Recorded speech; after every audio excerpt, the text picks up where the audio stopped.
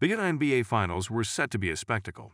The excitement had built all season, and fans were anticipating a showdown that would showcase the league's top talent, the culmination of months of intense competition. But something was off, and it was hard to miss. The seats were noticeably empty. The energy that usually buzzed through an arena during finals time was dampened, as if the heart of the game had been deflated before the ball had even been tossed in the air. But before we proceed further, don't forget to smash that like button and subscribe. For those who had followed the WNBA closely, this was more than a surprise. It was a disaster. On paper, everything was in place for the league to shine, but the absence of a key figure sent shockwaves through not just the stands, but the entire narrative of the finals.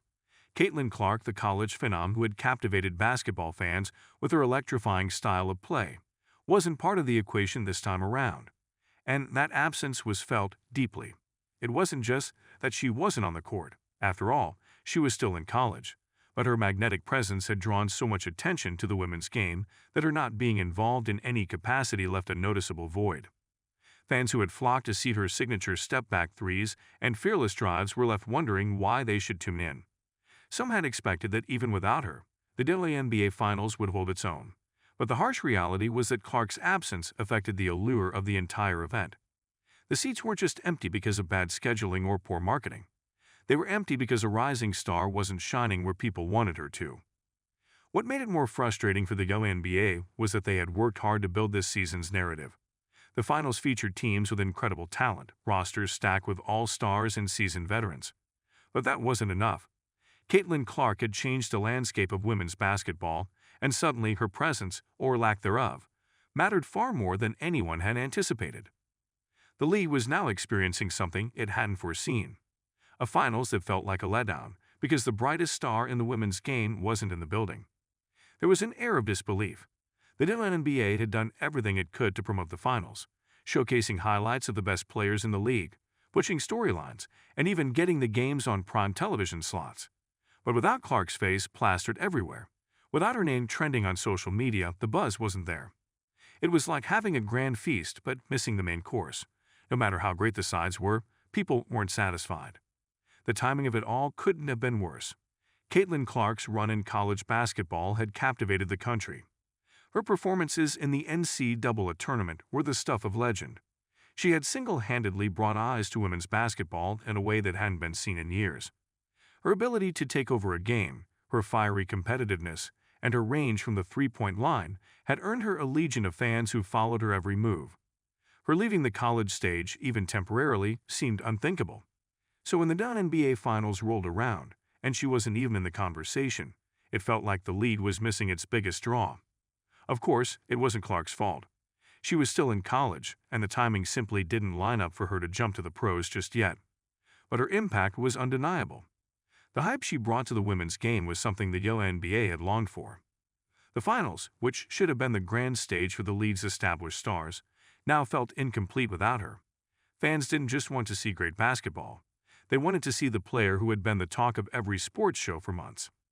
As the empty seats became the topic of conversation, it was clear that the WNBA had a problem on its hands. It wasn't a talent problem. The league had plenty of that. It was a star power problem, and more specifically, a Caitlin Clark problem. The finals should have been about celebrating the league's best players, but instead, it turned into a reminder of how much one player could sway the attention of an entire fan base. The players on the court were, of course, aware of this. While they battled it out for the championship, there was no denying the awkwardness of playing in front of an arena that wasn't packed to the brim. For a league that had worked so hard to grow its fan base and bring more eyes to the game, the sight of those empty seats was a gut punch. And yet, the games went on. The players gave it their all, putting on a show for those who did show up, but the energy was missing. It wasn't hard to imagine what was going through the minds of the players. Many of them had spent years building their careers, becoming stars in their own right, and yet here they were, overshadowed by someone who wasn't even in the building. They were professionals, no doubt, and they played with pride, but the lack of crowd support had to sting. Basketball, at its core, is an entertainment business, and when people aren't entertained, when they aren't showing up in droves, it's hard to ignore the implications. There were moments in the finals where the action on the court was spectacular. Highlight reel plays, incredible shots, and fierce competition. The kind of moments that should have had fans on their feet. But the roar of the crowd was missing, and that dampened the impact of those moments. It was like watching a concert with half the audience missing. The music was still great, but the atmosphere just wasn't the same. For the WNBA, the empty seats were more than just a short-term problem. They represented a challenge that the league would have to confront moving forward.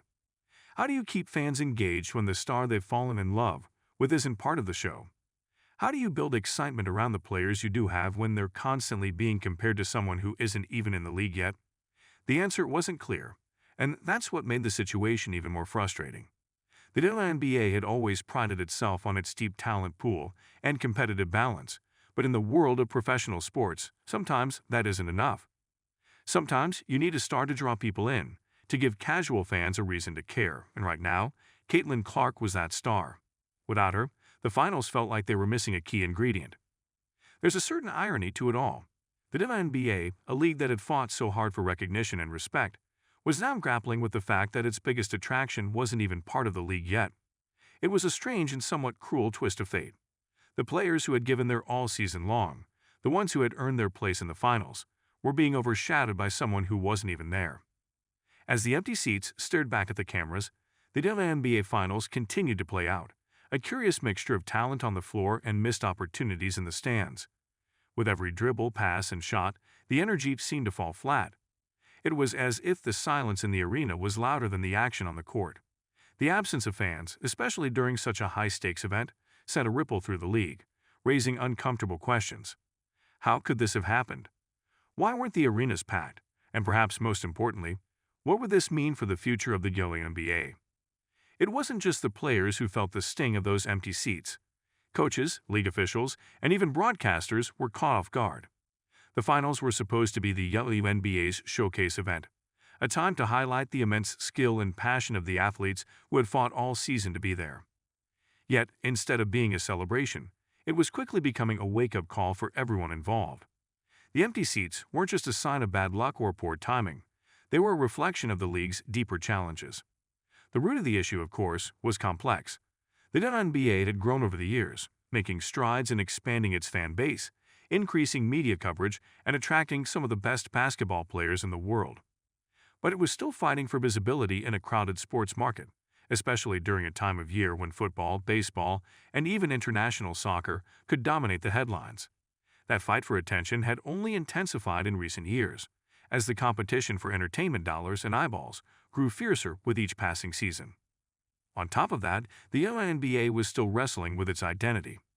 Was it a league for die-hard basketball fans who loved the purity of the game, or was it trying to position itself as a platform for stars, personalities, and cultural moments? That tension came to the forefront during these finals, where the absence of a player like Caitlin Clark highlighted how much star power mattered in the grand scheme of things. Clark had never played a minute of WNBA basketball, but the weight of her influence was undeniable. Fans weren't just drawn to her talent on the court. They were captivated by her swagger, her confidence, and the way she carried herself like a superstar. She wasn't just another player, she was a brand, a figure that transcended the sport. And that was something the WNBA desperately needed. The empty seats were a reminder that, as much as the league had grown, it still lacked the kind of larger-than-life personas that could turn casual fans into devoted followers. For years, the WNBA had relied on a more traditional approach to building its stars. Players like Diana Taurasi, Sue Bird, and Candace Parker had been the faces of the league, and rightfully so. They were immensely talented, carried themselves with grace, and had done wonders for the league's visibility. But as those players aged, there was a noticeable gap in the next wave of superstars. The league had plenty of talented players, but none who had captured the public's imagination quite like Clark had, even though she wasn't technically part of the league yet. It wasn't just about talent, either. The league had plenty of that.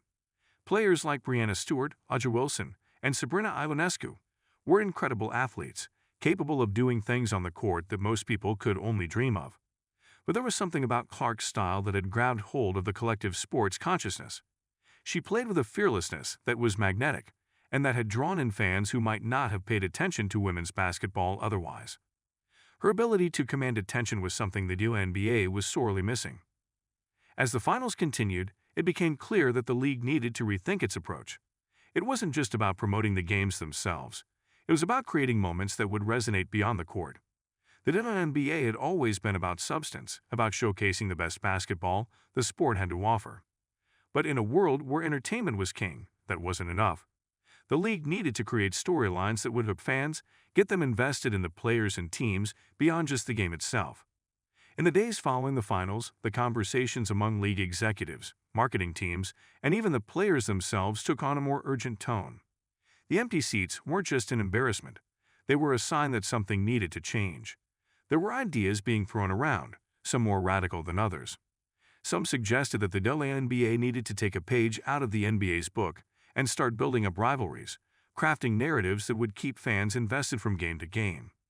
Others thought the league needed to lean more into the entertainment aspect, creating more of a spectacle around the games themselves, whether that meant changing the format of the playoffs, introducing new elements to the broadcast, or even tapping into the world of social media influencers and celebrities to generate buzz.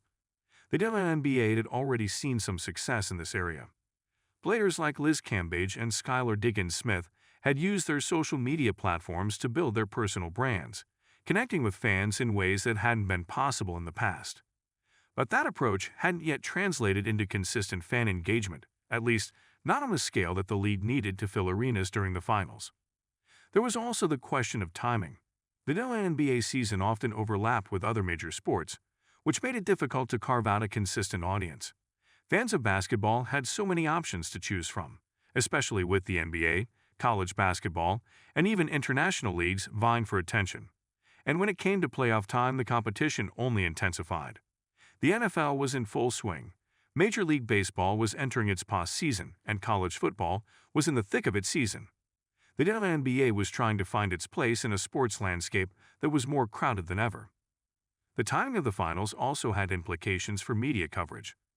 While the WNBA had made strides in getting more coverage from major networks and outlets, it was still fighting an uphill battle to get the kind of attention that other leagues took for granted. Without the buzz that a player like Caitlin Clark could generate, the WNBA finals were often treated as an afterthought by the sports media, pushed to the side in favor of more mainstream events. The marketing team knew this all too well. They had worked tirelessly to create campaigns that would resonate with both die-hard fans and newcomers alike. But the results were mixed. A traditional WNBA fan base was passionate, but it wasn't enough to fill entire arenas or generate the kind of national conversation that the league needed to thrive. And while the WNBA had seen growth in its viewership numbers, particularly among younger fans and women, that growth hadn't yet translated into packed stadiums during the finals. Behind the scenes, there were also discussions about how the league could better leverage its relationship with the NCAA. The WNBA had long been the destination for the best college basketball players, but that transition hadn't always been smooth. College stars like Caitlin Clark could generate massive attention during their NCAA careers, but when they made the jump to the WNBA, the buzz often faded. Part of that was due to the structure of the WNBA season, which didn't always align with the NCAA's calendar. But there was also the issue of visibility. College basketball, especially during March Madness, was a cultural phenomenon, and the WNBA hadn't yet found a way to capture that same kind of widespread attention. There was even talk of changing the draft rules to allow younger players to enter the league sooner. While the idea was controversial, especially among traditionalists who believed that players should finish their college careers before turning pro, there was a growing sense that the WNBA needed to find a way to capitalize on the excitement that players like Caitlin Clark generated while they were still in college. If the league could find a way to bridge that gap, to bring in players while their star was still rising, it could create a more seamless transition from college to the pros and keep fans engaged throughout the year. Of course, there were no easy answers. The WNBA had always been a league that valued its integrity, its commitment to equality, and its focus on the game itself. But as the empty seats during the finals had shown, the league was at a crossroads. It couldn't afford to ignore the realities of the modern sports landscape, where star power and entertainment value were just as important as talent and competition. For the players, the situation was equally frustrating. They had worked their entire lives to get to this point, to reach the pinnacle of their sport, only to be met with apathy from the fans. It wasn't that the fans didn't care. It was that they weren't being given enough reasons to care. The talent was there. The competition was fierce, but the narrative was missing. And in today's sports world, narrative was everything. In the locker rooms after the games, players would talk about it. They knew the league was in a strange position, trying to balance its core values with the demands of a growing fan base.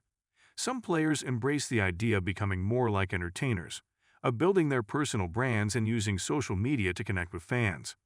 Others were more hesitant, worried that the focus on star power and entertainment would take away from the purity of the game.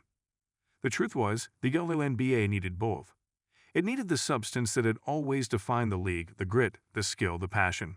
But it also needed the flash that would draw people in, the kind of moments that would make fans sit up and pay attention. Caitlin Clark was a perfect example of that balance. She had the skill to dominate any game, but she also had the charisma and confidence to make people care. She played with a swagger that was infectious, and that was something the WNBA needed to tap into. One of the key debates that began circulating within league circles was how to better align the WNBA's brand with its players. Players like Caitlin Clark, even before officially entering the league, had shown the ability to become cultural touchstones, driving interest beyond just basketball fans. Clark was already influencing pop culture in ways the league had only dreamed of, where highlights were shared not just by sports fans, but across various platforms, where people who didn't usually follow basketball were drawn to her. The league had to figure out how to create more of these figures, players who could bring in audiences simply by showing up. But it wasn't just about finding stars. The league also had to rethink its marketing and how it presented itself to fans. The WNBA had always been marketed as a purist league, a place where basketball fans could appreciate the game played at its highest level. And while that had its appeal, the truth was that today's sports fan wanted more than just a good game. They wanted stories, they wanted personalities, and they wanted moments that transcended the sport.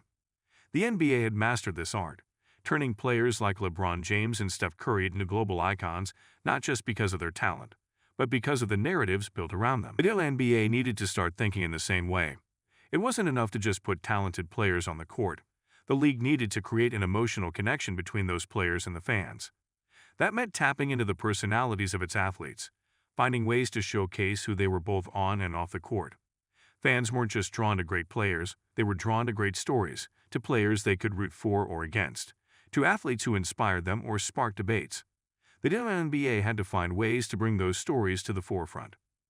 One potential solution being floated was to more aggressively push the personalities of the league's rising stars.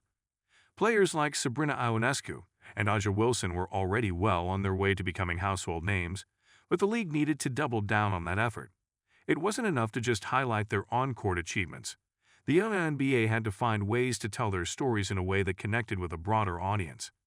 Whether that meant more in-depth profiles, partnerships with brands that could elevate their visibility, or leveraging social media influencers to spread the word, the league needed to create stars that people wanted to follow. Another idea gaining traction was the possibility of moving the WNBA season to a different part of the calendar year. The competition for sports fans' attention in the fall was brutal, with the NFL, college football, and Major League Baseball all jockeying for space. Some in the league argued that by shifting the WNBA season to the spring or early summer, the league could carve out a more dedicated audience without having to fight for every inch of media coverage. It was a bold idea and not without its challenges, but it was clear that something needed to change if the WNBA was going to stop playing second fiddle to other sports leagues. But that potential wouldn't be realized without hard work and bold decisions. The WNBA had to be willing to take risks, to try new things, and to push itself out of its comfort zone.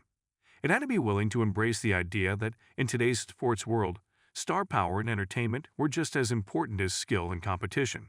And it had to be willing to bet on its players, the ones who were already stars and the ones who were still on their way.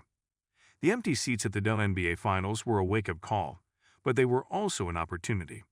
An opportunity for the league to take stock of where it was and where it wanted to go. An opportunity to build on the foundation it had already laid and to create a future where the WNBA was no longer fighting for attention, but commanding it. The path forward wasn't entirely clear, but one thing was certain. The WNBA wasn't done growing yet, and with the right moves, the league's best days could still be ahead. Don't forget to hit that like button and subscribe to our channel for more engaging content. We thrive on your feedback, so be sure to leave your thoughts in the comments section below. Until next time, keep discovering and stay tuned.